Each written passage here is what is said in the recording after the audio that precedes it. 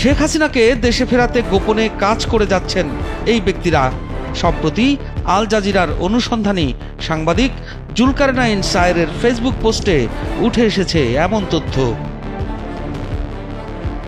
ব্যক্তিগত ফেসবুক পোস্টে সায়ের লিখেছেন, অন্তর্বর্তী সরকারের কেন্দ্রস্থলে অবস্থিত কতিপয় উপদেষ্টা যারা অত্যন্ত দুরভিসন্ধিমূলক উদ্দেশ্য নিয়ে সরকারে প্রবেশ করেছে, তারা কিছুতেই সাধারণ নির্বাচনের মাধ্যমে দেশে একটি রাজনৈতিক সরকার যেন ক্ষমতায় আসতে না পারে সেই লক্ষ্যে কাজ করে চলছে।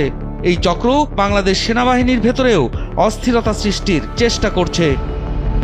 যে সকল গুরুত্বপূর্ণ ও ক্ষমতাধর পদেই ইম্পোস্টার অর্থাৎ ভণ্ডরূপে আছেন এই ইনসাইডাররা। কারা তারা?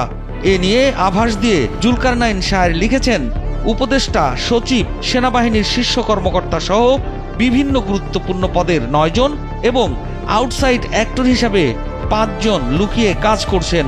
আসন্ন নির্বাচন নিয়ে বড় ধরনের ষড়যন্ত্র করছেন এই ব্যক্তিরা।